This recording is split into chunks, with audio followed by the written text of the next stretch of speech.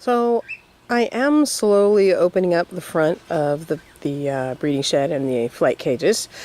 You'll notice that one quarter over there in the corner is not opened up because I put that flap down and the hen in the cage directly behind it decided it wasn't her cage anymore and stopped feeding her chicks.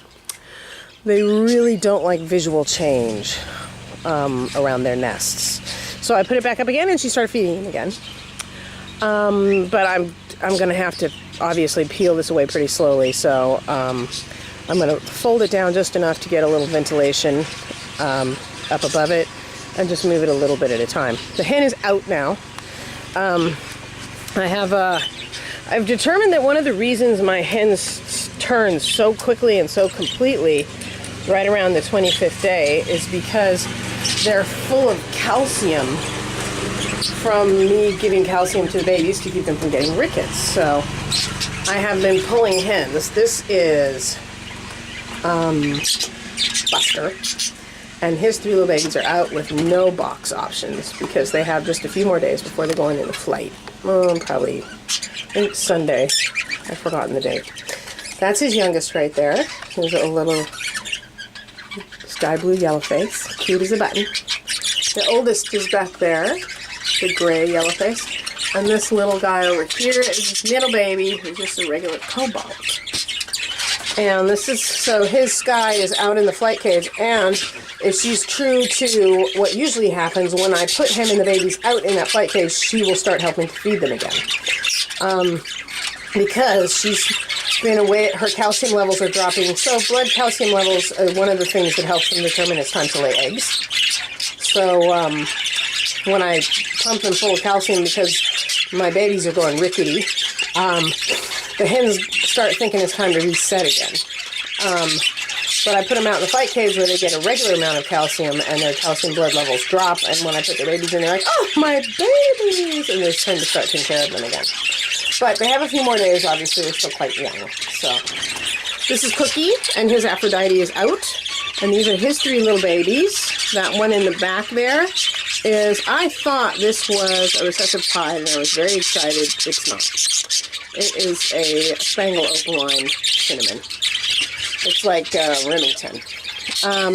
This little guy looks just like his mama right here.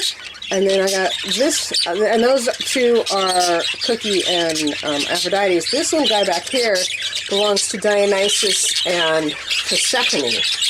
So he's not, obviously not looking much like these guys. And I'm looking for a boy from those two, so fingers crossed it'll be a boy.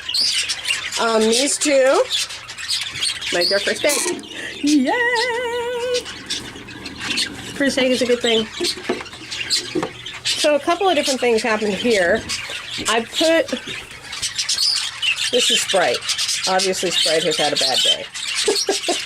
It was a couple of days ago, actually. So I had Remington and Bond. I bred them together for the first time ever. Not for them to breed, but with each other this winter. I got one baby I had to put down for rickets. Another baby had something weird going on with its feathers that I thought was feather duster until it started losing all its feathers. And then the third baby lost its primary flight feathers and tail feathers once I put it out in the flight cage, and voila, I have French smolt. So, because I know what nest it started in, I gave away Remington, Bond, and their one remaining baby, plus two other chicks that had been in the baby cage with their baby and had gotten it and dropped their feathers. So I'm hoping, but before I figured out that was what was going on, I had put Remington in here with Sprite, whom she promptly just beat the hell out of. His poor little face. He's a mess. It's actually not a serious wound. He's in the middle of a big molt, and she plucked some blood feathers and bit him good, but it's not terrible. He's on antibiotics, and he's doing real well. So it's actually much better than it was when it first happened. So I put him on antibiotics to keep him from getting an infection in the wound. He has 2 more days of that, and then I am going to put another hen in here with him because he's a very high-value male, and he's getting older. Fluffy's too old, so I want to see if I can get one more set of chicks out of him.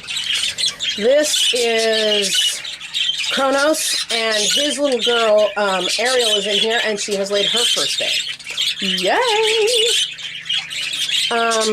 This is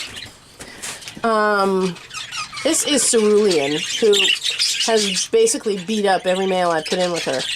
And that is Linnaeus, who was top dog out in the flight cage, but not the same flight cage as Cerulean. And although they are not doing big love, Cerulean is not beating him up. She seems to be rather distracted and off doing other things, and he's trying to show off. And nothing's happening fast here, but at least it's not negative. So at any time, she could start chasing him around the cage and beating him up, in which case I would pull them both.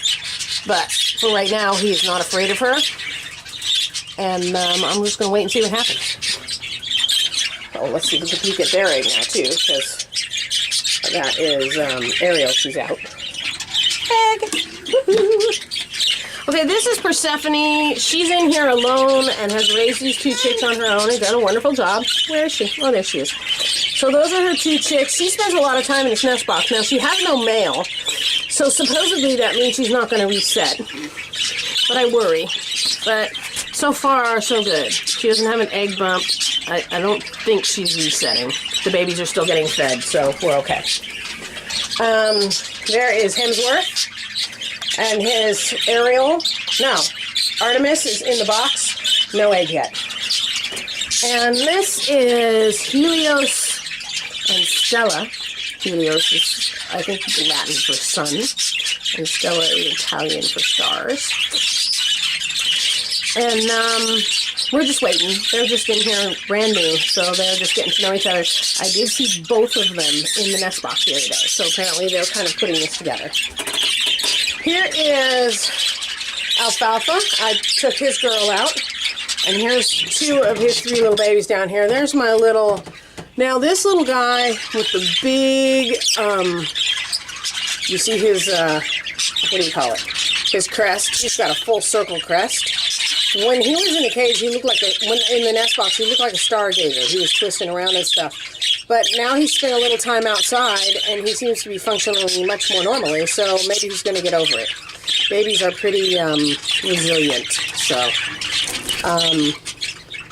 see, he's sitting upright. He's holding his head upright, and when he gets up and walks, he walks straight. So he may just get over it now that he's out of the nest box and has more visually to keep him straight. And they have another little brother in here that doesn't seem to want to come out, saying, little baby. He has a little crest too, see that? Little baby, you have to go out. You can't stay in the nest box all the time. That's against the rules. There, you go be with your brothers. That's very important. That's a little dilute. Big surprise, I had no idea either of these birds were fit to dilute. So this is Peabody, and once again, Peabody has given me blank eggs. I think he's infertile. I'm going to leave him set up with Maya. First of all, I will recheck their fertility. I checked when they had she had just laid the 3rd egg.